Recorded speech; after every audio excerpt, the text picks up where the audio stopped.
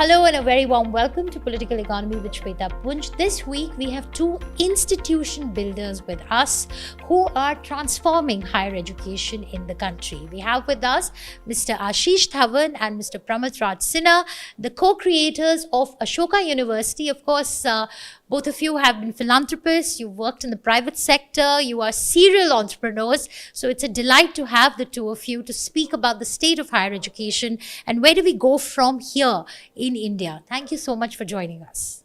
You have taken on a very daunting task of creating a world-class university in India. You've been credited with transforming higher education in India.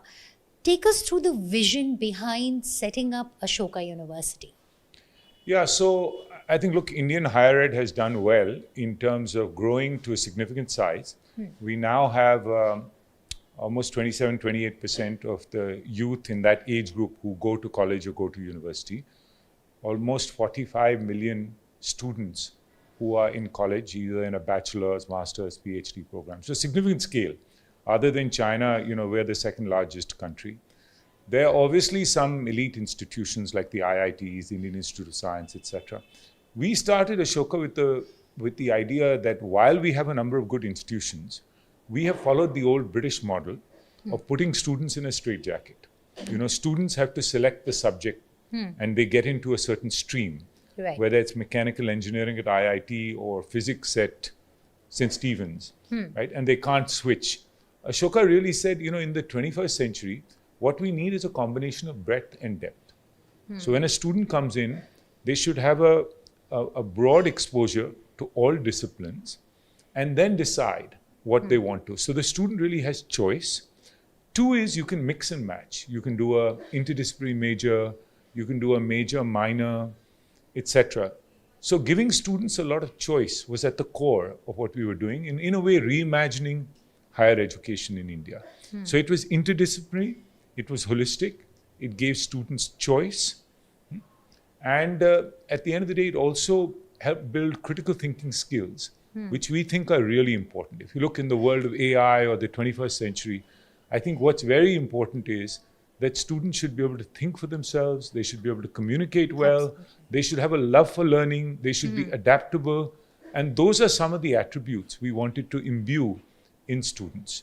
So that is the vision with which we started. The idea of building a pioneering interdisciplinary institution in India that would be a role model of a new type of education. And what's been your learnings in the last few years since you set up Ashoka University? I also want to talk to you about getting like-minded people to fund the university, but we'll come Yes. to that later. Where do we go from here? Because Ashoka has had its share of highs and lows, controversy, and so on.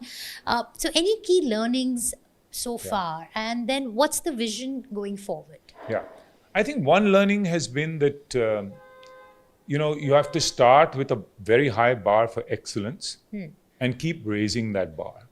See, while we have done well in India, if you look at the top 100 universities in the world, India still doesn't show up. Correct. In the top 200, there are very few institutions. They're older institutions. When you look at countries around us, China has really shot up dramatically. There are many institutions now in the top 100, top 200. Even small places like Singapore, Hong Kong have institutions. Absolutely. Yeah. Yeah. So I think this next 2 decades, India really has to rise through the ranks. As our minister has said, we need 20 institutions in the top 200, right?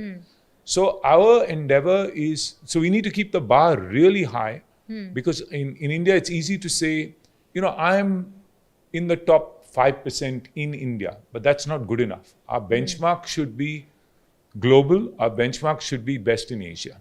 So I think that is something we need to keep in mind. So whether it's recruiting faculty, whether it's the student selection, whether it's quality of research, I think the benchmarks need to be global, not Indian. That's one. Two is, I think to build any institution, the software is more important than the hardware. Absolutely. I think in India, there are a lot of people who put money, who put up buildings, fancy equipment, but ultimately it is about recruiting good faculty. It is also about, having an innovative pedagogy, curriculum, doing cutting edge interdisciplinary research, having new courses. Like for instance, at Ashoka, we have courses in computer science, which are the CS plus X.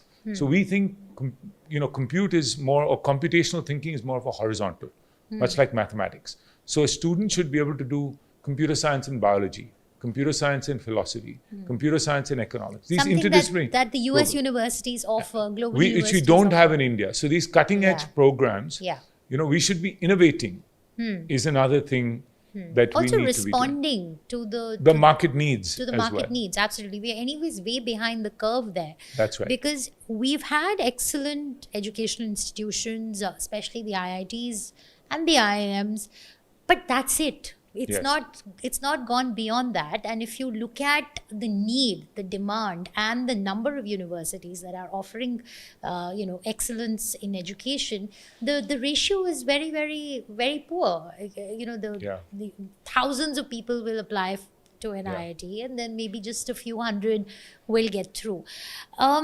So Shweta, I completely agree with you, which is I feel that one Ashoka is not enough. Yeah. We are here in a way to show that this model of interdisciplinary education is right for India, right for the 21st century, interdisciplinary holistic. But we need 100 flowers to bloom. Absolutely. We need lots of new institutions, and we need our best government institutions also to really scale up much faster. Because India really needs to grow quality capacity, in the next decade. Right. How about the students coming into these universities, Ashish? Because if you look at primary education, you look at secondary, you look at higher education, there are literally a handful of schools that are catering to the modern day education needs. Because when you talk about higher education curriculum that's been stuck for a certain time and space, that holds true for even school education. True. So how are you evaluating the children? And also, how does one ensure that the pipeline is also, the quality of students coming in, the critical thinking skills that you're talking about, all of that is inculcated at a very young age. We've taken great pride in our, primary education, secondary education, but I do think that over the years, emphasis on critical thinking has declined. I do feel we are not emphasizing enough on math and science. As a parent, I feel that. And so how do we correct that? Yeah. So look, we are not involved in school education as Ashoka, but I will tell you that we have no dearth of high quality students in India. Now, maybe because we are an apex institution, we're really looking at getting top students to Ashoka. So I can't comment. Once you go to the second quartile, third quartile, I'm sure there are lots of issues. But today, students are self-confident. They are very quick learners. They are very adaptable.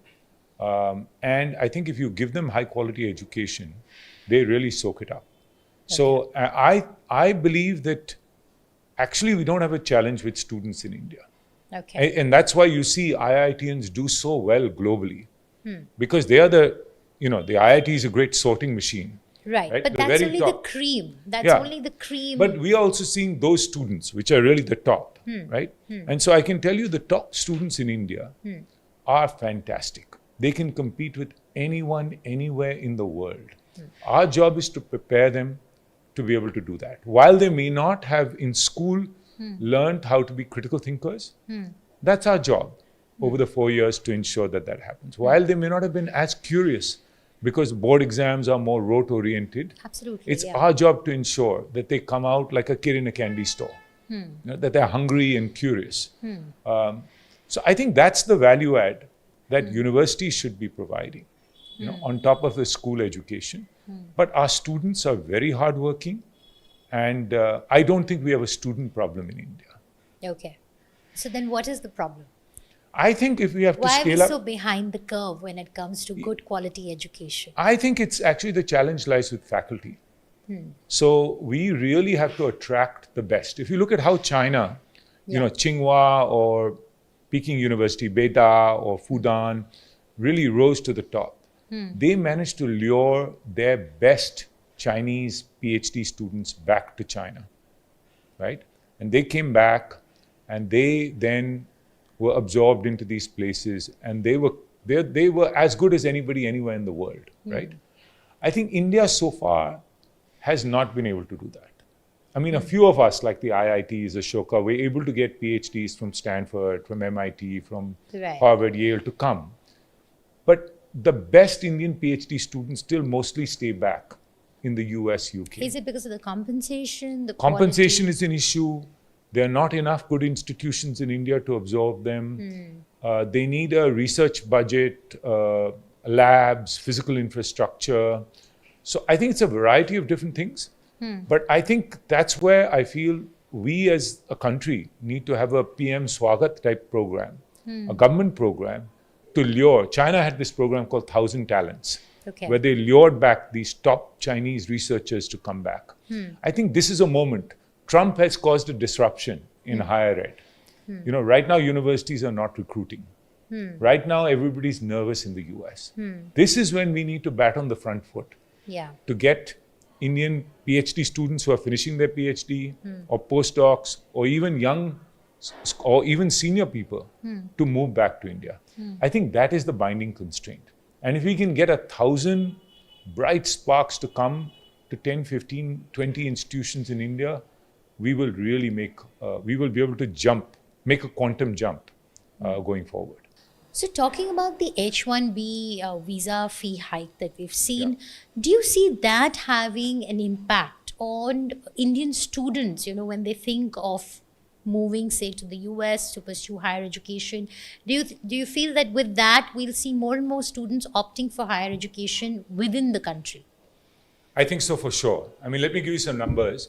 You know, the Indian student base in the US was 55,000 in 2001. And it's grown to 330,000 as of 2024. So it's a 6x, right? India is now the largest population of students in America. The China actually peaked and has shrunk by about 100,000 students. So I think the H-1B is first going to impact the master's students. There are about 200,000 master's students of Indian origin in America. They're 40% of all international master students in America. There are 500,000 total international master students. So we're by far the largest cohort.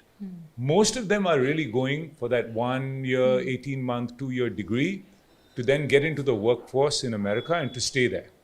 Right? I think with all this uncertainty now with the H-1B program, you're going to see a very sharp drop in students going for master's program. That hit is going to be immediate. You'll see it in next year's data itself. Right? I think at the undergraduate level, the cohort is much smaller. There are only 36,000 undergraduate students of Indian origin in America. About 10,000 go annually.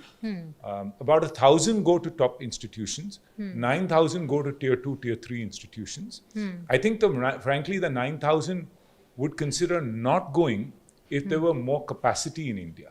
So Ashoka is clearly an option today. And we see many students turn down places in the US, UK, Canada to stay back at Ashoka now, more and more so. And I think this year we'll see even more. But we need more Ashoka type institutions to be able to absorb those who want to stay back. So I think we have a capacity issue, but for sure more students are going to want to stay back in India. And then at the PhD level, the same is true. I think fewer will want to go as they see that there's no certainty of a job in America. You know, there's a hiring freeze at most universities right now. And many PhD students of Indian origin are not going to get jobs next year. So again, it's a capacity issue at our end. We need more quality places. There's an Ashoka, there are IITs, there are places like that. We need more capacity. So actually, I think we need a plan now to think about this disruption, you know, as to how because we will see, it's the number of Indian students has peaked at 330,000. I can tell you in the next 5 years, it's probably going to decline to 200,000 or below. Wow. So you see that much of I told you, the Chinese, you've already seen a dip of 100,000 in the last 3 years. And frankly, it's going to drop another 100,000. You know, Japan, to give you an idea, from where it peaked 20 years ago, the number of students in America is a quarter of what it used to be.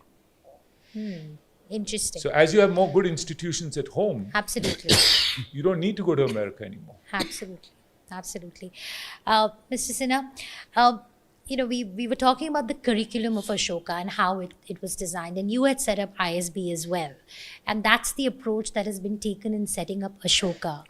I want to get your thoughts in on, how do we as a country ensure that universities such as Ashoka nurture that spirit of research and innovation? Because as Mr. Dhawan spoke about, that when we have students coming back, when we have PhD students opting to stay back in India rather than going either to the US, UK, or wherever, you have to provide them with an ecosystem where they feel that they are being able to contribute. So, what is the thought process that goes into building that innovative mindset? You were able to do that with ISB.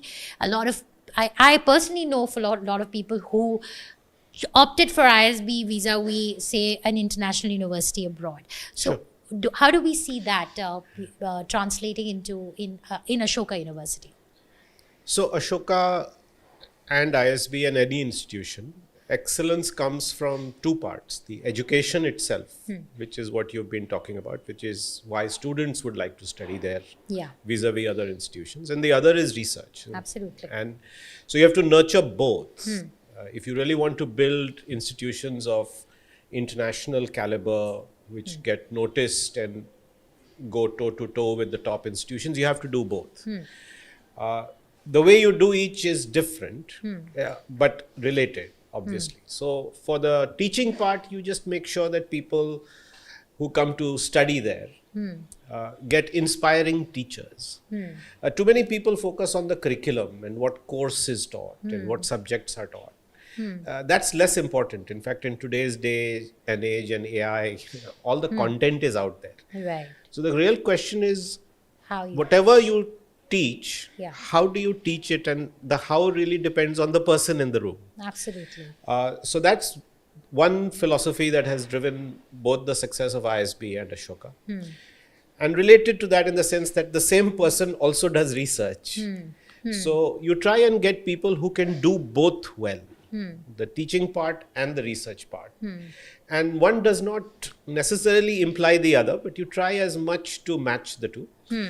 And so on the research side, I think India and Ashoka and ISB and other institutions really have that as a big challenge, that Indian institutions have not really been able to hit the mark on research. Absolutely. And there I think you do have to create a ecosystem that encourages people to do high quality research. And the first piece on that is to, of course, bring in high quality people. So Yeah. you get good people under one roof. And then create the systems and processes for them to thrive. One of the things is to give them as little of a teaching responsibility as possible. So as an institution, it becomes a trade-off. You do want to teach Right. and you want the best people in the classroom. But if you make them only teach, then when are they going to do the research? So having the right mix of teaching and research is a balance that one has to strike. And that's something that is a big trade-off that you make right in the beginning. Then, of course, supporting them with research funds, infrastructure, labs, the ability to go to conferences, and so on is a second bit of it. And the third bit of it is to give them good teams and subordinates to work with, which is really the PhD students, Right. the postdoc students. Now Right. there's a trend of having pre-doctoral students. Even before you register for PhD, after you've done your graduation, people come in as pre-docs. So we also have a very active program for pre-docs, PhD students and postdoc. Ashoka now has 200 PhD students. At ISB, we created a fellow program with INSEAD because we couldn't give PhDs ourselves. So coming back to Ashoka, I think what we have tried to do is get really good people in, which is kind of obvious. But then in selecting those people, being very clear that, look, you have to do both. You have to fulfill our mission to provide a great education to young people in India. Right. You can't just be doing research. Absolutely. You please make sure that you do a minimum amount of teaching. But on the research side, we also set high expectations and say, look, we are supporting you better than anybody else in India. In terms of giving you the infrastructure, the funds, the people to do research. and then letting you be. But make sure that you deliver on very top quality research and not just do Me Too kind of work. So setting expectations on both those and being very demanding and performance driven on that is really how you build the excellence in both teaching and research. Also, funding is will play a very crucial role. Both of you channeled so many individuals to come forward and contribute towards setting up of Ashoka University. But going forward, do you feel that the private sector maybe needs to step up when it comes to supporting research and innovation in universities? We've seen that happen across the world, but we've not seen that happen as aggressively in India. So is that a model that you all are thinking about? I think let Ashish start on that because Sure. he's done a lot of work, Okay. particularly in that area, and then I'll add to it. Sure. No, so firstly, I'd say that we are lucky that a lot of wealth has been created by entrepreneurs in India in the last decade or two, as the economy has done well. Stock markets have done very, very well, and much unlike we've always had a philanthropic strain in India, DNA, going back to the Tatas, Birlas, even people earlier. But I think more recently, what we're seeing is the first generation wealth creators who are very well educated. Actually very philanthropic at a young age, and they're willing to give back towards good causes. So whether it's Ashoka or any other institution, we've gotten many people. It's a collective philanthropy project. So that's number one. I think two is that people really resonate the idea of scholarships. So about half our students are on financial aid scholarships. People, that resonates to them because it feels like you're giving towards an individual student and making a difference in their life, someone who couldn't afford this education otherwise. And so that inclusivity we have, where students come from 400 towns and cities at Ashoka, the fact that we are 55% women and half of them need support, I think that really appeals to donors. Obviously, some people like to support buildings and things like that, infrastructure. I think what we need more of in the country, which you were saying, which is the idea of also individuals supporting research. Yeah. And I think that's the next, if I look at the next decade, that's where we need to get sort of individuals excited about this idea. Government is doing a lot. There's this new Anusandhan National Research Foundation. Yeah. That actually wants to mix private capital with government. And so I think that'll crowd in a lot of private money. And RDIF is going to help commercialize deep tech startups. So I think as this ecosystem gets developed in India, my hope is that more philanthropists will get excited about funding research in India as well. It started, but it's going to grow in the coming years. Mrs. Sinha? I do want to echo that and also emphasize that in general, the amount of funds available for research is small. Yes. The amount, the percentage of the amount of that comes from the government is small. And I think it will continue to be relatively small for some time.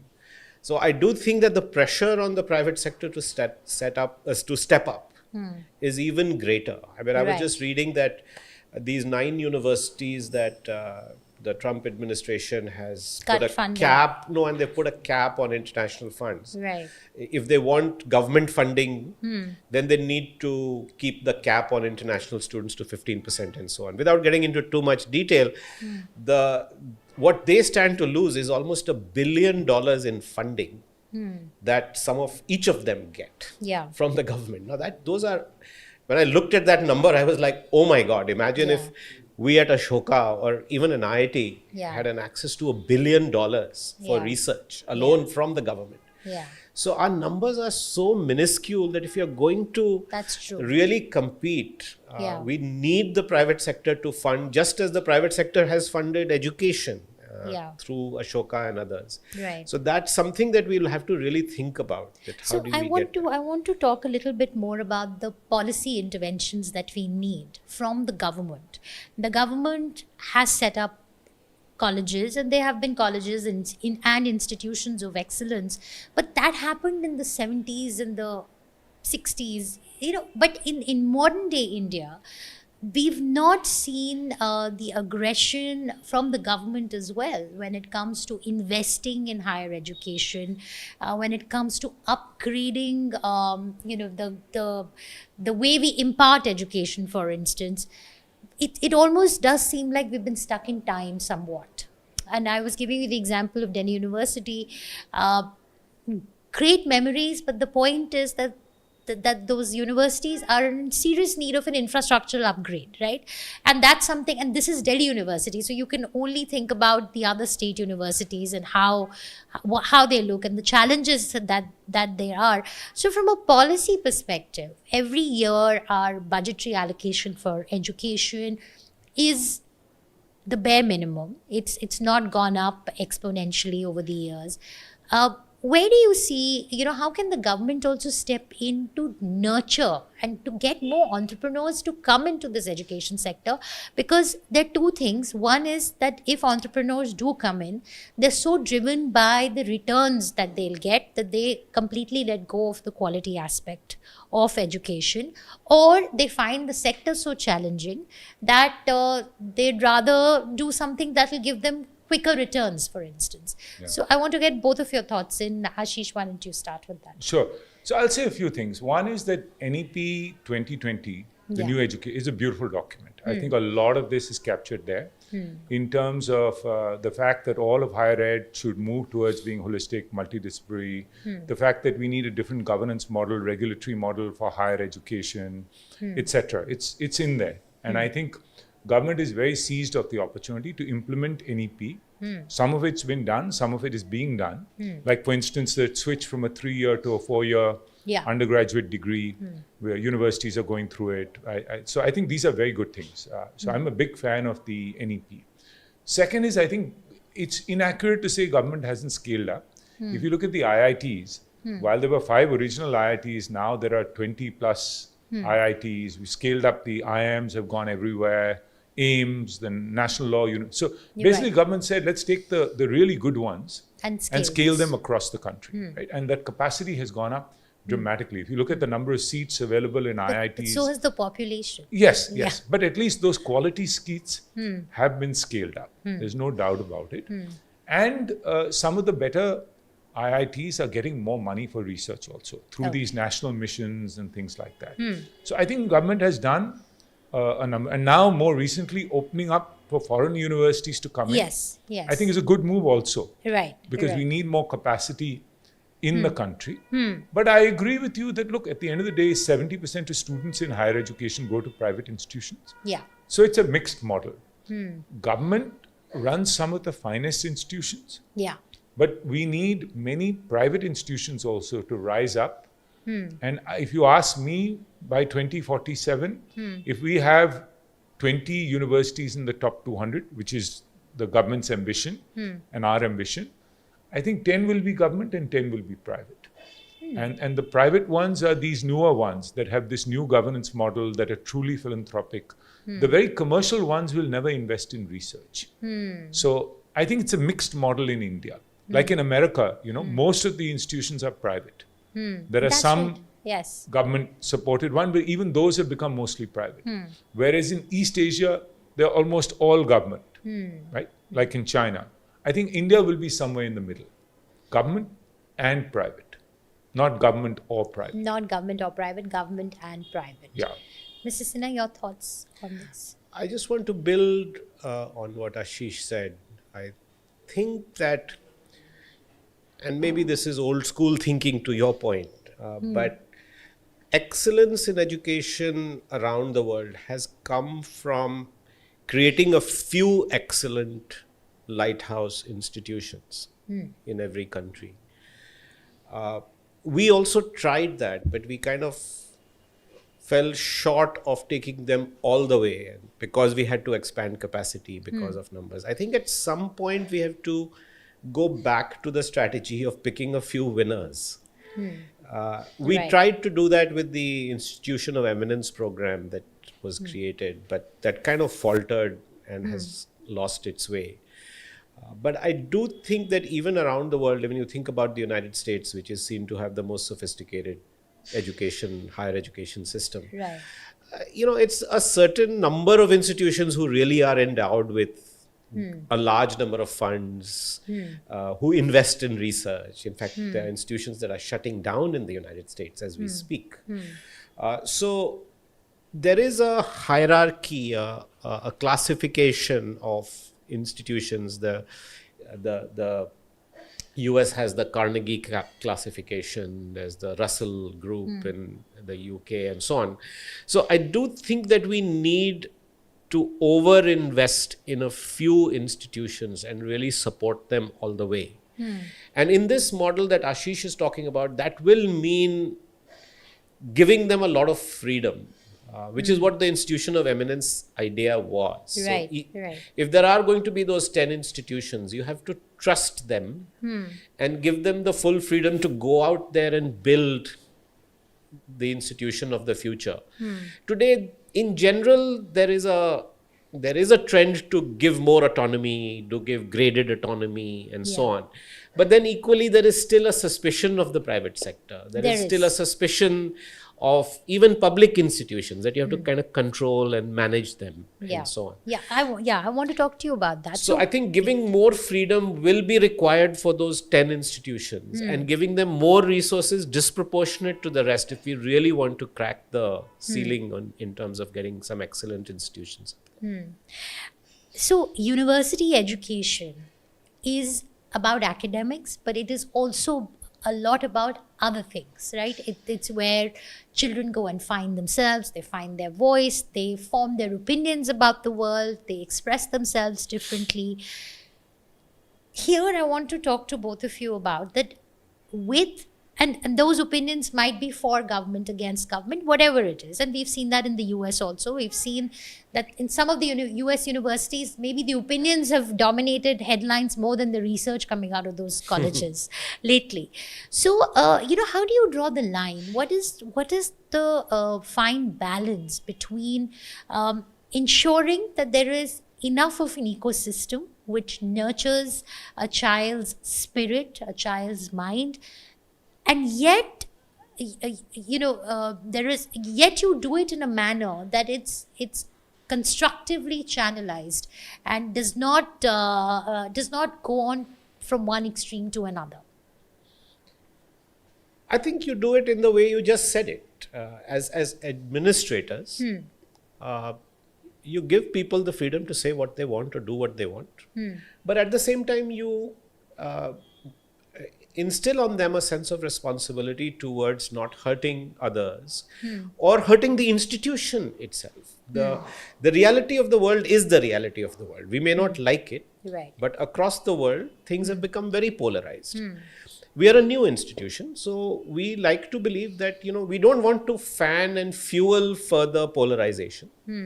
And we want to remain focused on the larger mission of creating a great educational environment for everyone who's at the institution. We have 3,000 students, we have 200 faculty, we have 400 staff. Everybody should have a great experience, and any action, written or verbal communication should not harm that environment. That's how we would like to manage in a very polarized world environment, where people Because are very you can't sensitive. You can't keep politics out of You can't, and you anything, can't tell people not to do this or not to do that. Absolutely. But you can also maintain your position, which is very clear that, look, I'm not going to take a political stance. You might say what you want.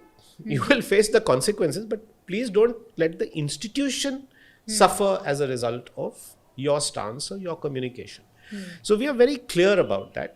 And since Ashoka is a liberal arts university. Yes. Yeah. See, I also feel that the Western world, we have to remember that we're in a different place. If in the West, whether it's Europe or America, growth has slowed down. Demographics, very high debt levels, etc. And so now it's all about how you split the pie, because the pie is not growing that much, right? And inequities only increased in the last 30, 40 years. So there's a lot of internal tension in these places. This is what you're seeing in the US also, MAGA versus the other, people who feel they've been left behind with globalization, with the rapid growth of the US over the last 40 years, etc. I think India is in a different place. My focus is, while we may have small disagreements, right? I think our duty as citizens of India is to think about how we can contribute towards our country becoming a developed country in the next 20, 25 years. Our job is to grow the pie. And India is blessed that in the midst of this slow, stagnant growth elsewhere around the world, because we are starting from such a low base, we are poised to grow at 7, 8, 9, 10%. We have the potential to grow at 10% a year. And I think that's what we need to put our energy towards. Of course, we may disagree about what policies, what's the approach, etc. But ultimately, our energy should be, after we resolve those disagreements, we should put our energy into building enterprises, innovating, so that we can develop India at the fastest possible pace. So as a liberal arts and a sciences university, there is this whole talk that could Ashoka become another JNU, for instance, right? And I'm sure you've heard that too. How are you going to ensure that Ashoka is known for excellence in education and does not make headlines for protests or student activism, for instance, which is also a very important part of student years. But then, like I said, you have to draw a balance. How are you going to ensure that? And how challenging is it? Actually, it's not that challenging. I think a lot is made out of this because of social media and media. I think if I was to kind of pat ourselves on the back, the truth is that because we have become so prominent and so well known, if something untoward happens, it makes news. But these are all exceptions to actually what is happening inside the university. And we wouldn't be where we were if good things were not happening. Sure, of course. So obviously in the large part, and in almost 99.9% of Ashoka, we are focused on institution building, on providing a great education, doing great research, providing a great environment. I mean, right through all these controversies, we've grown our intake. We've gotten more and more students. We've continued to recruit faculty, right? And people still see us as a great place to come and be as a scholar or as a student. So for us, we see that. Maybe the rest of the world doesn't. And we are very happy and confident of the progress that we are making. Now, sometimes we do get the occasional controversy that comes out of a protest or what somebody wrote or said. We take it in our stride and take exactly the position that that I said earlier, that look, I will not be able to tell you what to say and what not to say. Right, as you shouldn't. And I shouldn't, because to your point, universities are supposed to be places where you discover yourself. Absolutely. But the consequences of that, we have to protect the institution. Right. If you say something, your institution or your employer should not be impacted by that, because there are good things happening here. So it is, in those situations, it is tough because people get riled up. And they internally and externally. And we are emotional people. Yeah. So we've seen enough of this controversy, and I wouldn't say a thick skin, to have developed a resilience to say, look, these things will happen. And it doesn't have anything to do with liberal or anything like that. This thing that liberal means left. Liberal actually means that you should have a view on multiple things. I right? agree. Yes. And there are enough people at Ashoka who have a contrary view as well, by the way. They are just not highlighted because they perhaps are not being provocative enough in the way. So we are quite confident that the atmosphere we have created internally is indeed an atmosphere where people thrive, where people find themselves, that people have a voice, that in a classroom at Ashoka, people are free to say, do, write, and speak. Externally, I think they have to be responsible. And you are seeing that around the world. It's not just in institutions. You and I have to be responsible. Absolutely. I want to talk to both of you about building an institution. And Mr. Sinha has done it, you have done it, Mr. Dhawan, about building an institution that is greater than the individual who builds it, right? how do you, and I think that's something that a lot of Indian entrepreneurs struggle with and are struggling with.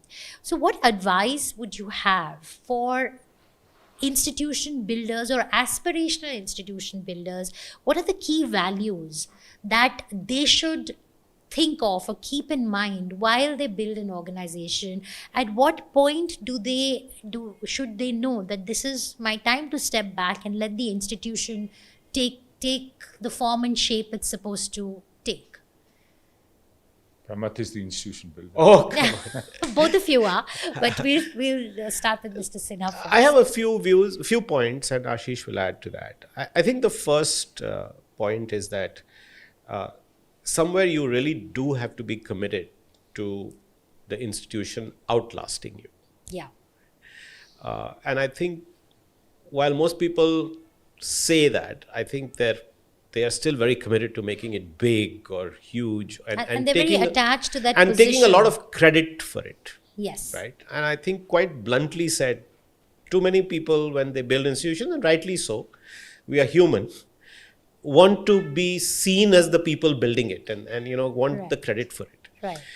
You have to have a detachment from the institution to say, look, this is indeed going to outlive me and my name and my association.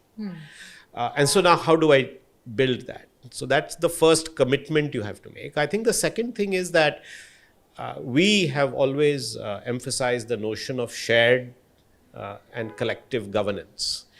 I think it's really all about governance, and it's about how decisions are taken in an institution.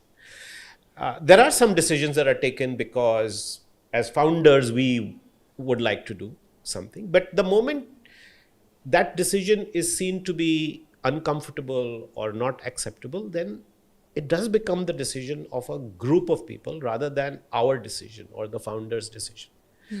And in that sense, the last thing I'll say, and then I'll let Ashish add to this, I think these institutions require, everybody sees it as a collaboration, that Ashish and I are collaborating, or there are 200 founders or 50 trustees who are collaborating.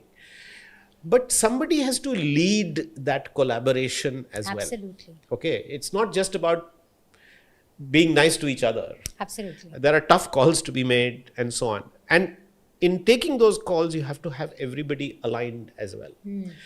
So I think leading collaborations is a whole different skill set that I think you need when you're trying to build institutions. You have to almost detach yourself, right? Sometimes I would like to do something at Ashoka, but others don't agree and I have to let go, right? I chair the board of trustees and I sometimes trust myself to run the institution by myself. I don't need anybody to tell me what to do. But I have to step back and say, no, my role is to chair the trustees and not decide. Has this happened with you where you really wanted to do something at Ashoka? Of course, it happens all the time. Can you in fact, share an anecdote maybe? Well, I think we have always had debates about whether we should start a particular new area or not, right? We've started a school of management. Getting a school of management in a liberal arts institution was seen as being a bit contradictory. Right. A lot of people thought that we had made a commitment that we were never going to do professional degrees. Now, how come are we doing that? I'm very clear that we should do one because I take a much broader view of a liberal education. I don't think it is limited by the disciplines. Absolutely. Liberal education is much more about critical thinking and so on. I thought I got a liberal education even at IIT Kanpur. But I think there are other people who believe quite differently. And so it could have been one person's decision to say, let's just do it, or a few people's decisions. But we really had to go through talking to people, explaining to them how we were thinking about our programs. And for now, at least, we've taken the call that we will not do an MBA program at Ashoka in the School of Management, right? We will start with a very strong liberal arts management program, which you don't have in the country at all today. But some top universities of the world, even like Oxford, have such a program. So taking people through that process of decision making just becomes a longer process. But that's what makes it an institution. that's a decision that is not Ashish Dhawan's or Pramath Sinha's, but the decision of the full board of trustees.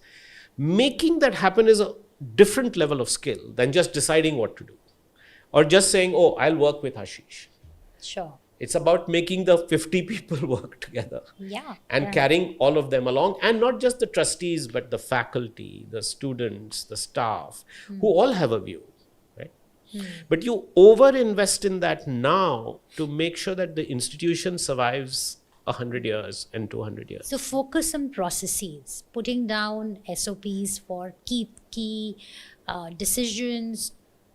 Mr. Dhawan, if you could come in here on building an institution, and why is it important to have maybe a charter in place to ensure that the institution outlives us?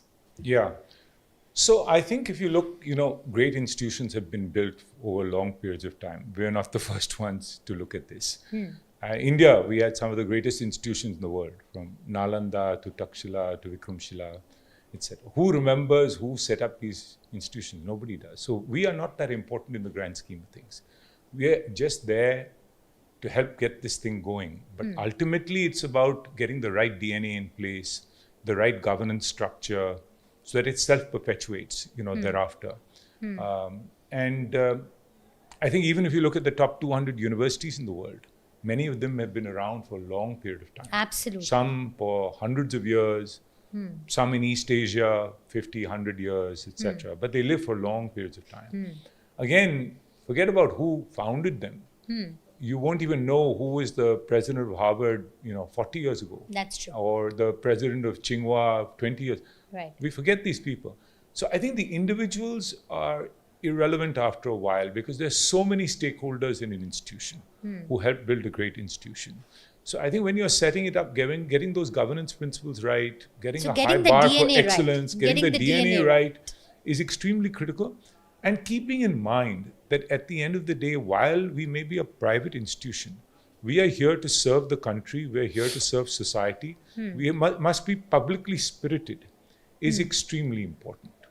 And so that's the spirit with which I think great institutions get built. Okay. All right. The individuals are less important. That's true. And I'm sure a lot of people would agree with you on that. And everybody wants to believe that they're not as important, but then we are all human beings at the end of the day, and most individuals make it about themselves, which is why I asked you this question. And I think this transcends beyond universities. It goes into organizations, political parties, and so on. Sure. We see a lot of regional political parties, for instance, having a leadership crisis because the party was associated with that one individual. More power to both of you who've built institutions and that have grown regardless of who's been at the helm. I want to, and this is a question which I'm sure a lot of students and parents would be interested in. There is only one Ashoka at the moment with one campus. Do we see you expanding to other parts of the country? What future plans for Ashoka can we expect? No, I think we already have almost 100 acres in this education city in Haryana, and we will end up with a larger campus than that as well. And remember that a higher ed, unlike a school that is parochial, that gets students from a 5-kilometer, 10-kilometer radius, because you've got to drive to school every day or take the bus to school every day. For universities, students come from everywhere, particularly for good ones. Right? So Ashoka already gets students, I told you, from every state in the country, 400 cities and towns. We get students applying from 40 countries outside India already. We don't need to go there. The students from Africa, from Middle East, from South Asia are already coming, right? So I think instead we need to build critical mass in one place. We need to ensure that we are 3x the size of where we are today. Get that? We need to shoot for a much higher bar of excellence than where we are today. So that's a much higher priority than building another campus. So that really is the goal. I think you can be rooted in one place and yet be global. Okay. I think what we want to do is see other people being inspired to build campuses. We don't have to do it ourselves. Fair enough. And that was always part of our mission. Okay. 100 plus should bloom. India needs... So Ashoka could have a franchise model? No, we don't want our name. Let others Get Okay. inspired. We're happy. We are a non-profit. Yeah. Anybody can come and see what we do, try to do it better. But not everyone's interested in running a not-for-profit. That's okay. Whatever their model is. Sure. See, I think India needs, as I said, we have 45 million students today in higher ed. We'll be at 60 million students in the next 10 years. We need thousands of quality institutions in the country. That's right. And Absolutely. I think we have to look at it from that perspective. Already Plaksha, Yeah. Kriya, Yeah. Flame is there. You've Have got all Shivnadar University, been Azim Premji University. There are many new ones also coming up. Right, And I right. think that's very good. Absolutely. We need many. institutions. Absolutely. I also want to talk to you about EdTech. We've seen an EdTech boom in the country, especially around COVID. We saw a lot of startups also, a lot of entrepreneurs coming into the EdTech space and, riding on the wave. But there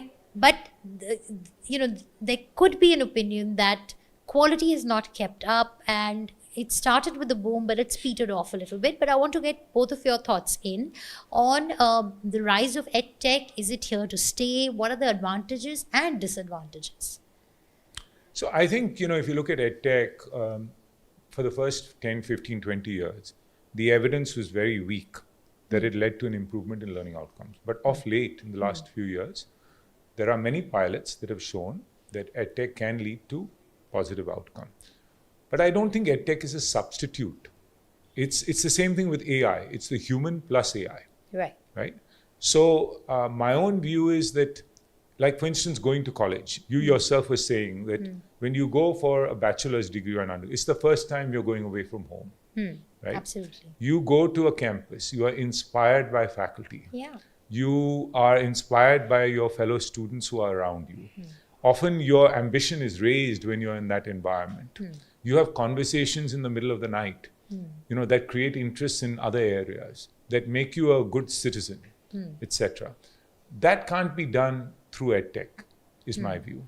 But there are many other things that could be done using AI. You could be served content, you could have hyper-personalization, you could have a coach with you at all times, you could be part of a shared learning community. So we must leverage these tools, we must lean in, we must make sure students are AI literate, right? But I still think the physical space is very important as well. So, and I think the human plus AI will be more powerful than AI alone or the human alone. Okay.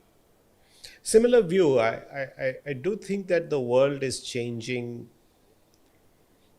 with respect to how we learn. And you and I learned by sitting in a classroom and reading books. Today, you also learn by watching videos. Right. And it's an also, it's an and. And some people may not have access to a classroom at all. Absolutely. And for them, it's the only choice. The optimal choice will depend on who you are and what your context is. I think another aspect of this that is very important is that we are all going to be lifelong learners. At least younger folks will have to constantly keep learning. Absolutely. So they may not have the luxury of always going back to a classroom or being with a teacher. So they will have to use some of the EdTech tools to keep themselves abreast. So EdTech is here to stay. So I think it's very much here to stay. I was involved in a EdTech startup myself called Harappa, and we ended up exiting that. One of the reasons I did that was because I wanted to see, could you really learn? Could you really make a difference? And as Ashish is saying, we could see the difference that you could make. But yes, the moment you coupled that with a human or a real experience, the experience just soared. At the same time, if you couldn't get a physical experience, at least you had some different way of learning rather than being constrained that you couldn't go to a classroom or to a real institution. So I think it's just part of the portfolio of options that we all have to learn. To go to a classroom, to read a book, to watch a video, to enroll in an online course, are all now the larger breadth of options that we have. I have to talk to both of you about the elephant in the room, which is AI. India is very behind the curve when it comes to AI. China already has its own DeepSeek. We've seen a lot of innovations in the AI space coming out of the United States. How do you, as educationists, how are you ensuring that students are ahead of the curve when they join the workforce where AI is concerned? And do you see AI as a big disruptor in the skilling space? Do you see AI as a big disruptor in the jobs market? What are the kind of jobs that children who graduate, for instance, from Ashoka, and children who are studying at the moment, the kind of jobs that they'll have to work with, or they'll have to aspire for to make themselves or stay relevant in an AI world? I'm very excited about AI. So firstly, we have built a school of advanced computing where we have, not only as part of computer science, obviously AI is a critical part, but more excitingly, because I'm very excited about the fact that across many departments, actually now we have, AI courses, and students people doing research in AI across almost 15 departments. So it's not restricted to computer science itself. So I think India can really lead in applied AI, and we must prepare our students for that. They have to be AI literate. We can build upon this foundational layer the fastest, because we have this human capability with our IT services firms that are already building for the rest of the world. But even creating startups that can do that at the application. I mean, of course, government is adequately concerned also about the foundational layer, but that's beyond our pay grade. I think our students can definitely contribute towards the application layer. I'm also very excited because we built a top school of bioscience and also natural science and mathematics. And in those areas, AI is playing a very disruptive role. So computational biology, physics and AI, and we have programs in these areas and research going on in these areas. And I can see that we're going to see new discovery much faster with drug discovery, for instance, and new applications within bioscience, leveraging. We have a center that works on AI for healthcare and many other such areas. So I think we should lean in and really view it. AI is here. It's a disruptive force. It's the biggest disruptive force we've seen. I think higher ed is here to stay. We need to leverage it, and not just within computer science, but across the institution, every student. It's like mathematics. All of us need to be quantitatively trained to some extent to prosper in the real world, whatever we study, whether it's psychology or economics or science or what have you. So the same is true with AI as well. So I think Ashoka being a broad institution, because AI is not going to restrict itself to one area. I think it's going to be all pervasive. So I think Ashoka has that advantage of interdisciplinarity. And with these schools of advanced computing, school of bioscience, school of natural sciences, but we also have the humanities. And I think that's very important. At the end of the day, in a world where technology is going to be more pervasive, you need to think about the impact of technology on society, right? The social sciences teach you. You need to be grounded in ethics and look at the ethics of AI. And what will matter most is your own humanity, empathy, how much you care about others, etc. And the humanities teaches you that. Right. So I think having that as part of any institution is going to be, and students taking subjects in these areas is going to be very important as part of a well-rounded education. How do you see, Mr. Sinha, AI disrupting the education space and the kind of jobs that we can expect? I think the way education and learning will be delivered is going to fundamentally change. And while Ashish referred to how AI is being taught and used across disciplines and also in the research, I think how we teach at Ashoka and how students learn at Ashoka will fundamentally change. We are at the very early stages of understanding that. I think institutions around the world are grappling with that. Everyone's first reaction is, stop the cheating, right? That people are using ChatGPT to do assignments. But I think that's a trivial problem. I think the larger problem is, what do you teach now that people have access to a lot of knowledge and information? I think that's where Ashoka will be distinctive, and we'd like it to be distinctive over time. We are at the early stages of figuring out what that means. And I think every institution around the world is struggling with it. I do think that one of the things that our students coming out of Ashoka will have or should have is the ability to apply AI to solve real big world problems. Right? I think a lot of the usage of AI right now, which you read about and in the popular narrative, is what I think are very trivial, fun examples, or helping improve your email, or coming up with some research or doing, but really solving unsolved problems yes. is where this becomes a transformative technology. Equipping our students to be able to look at AI as that kind of tool or technology is what I think we need to do for our students. Then they will be resilient to whatever comes after that.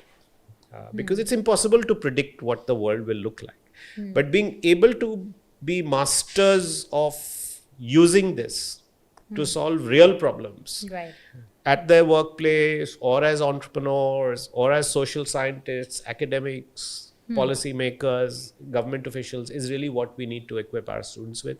And I'm pretty confident that we are on the path to be able to do that. So are you Shweta, I'll add one thing, which is I think there is one AI where we are a leader in the world. Which is ancient intelligence.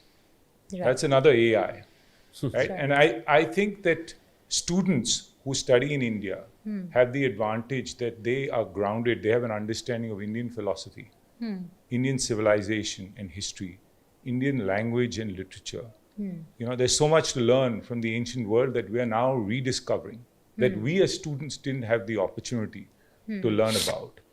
And I think in an AI, artificial intelligence infused world, ancient intelligence will keep you grounded, and I think will make Indians more successful and also more content in the world.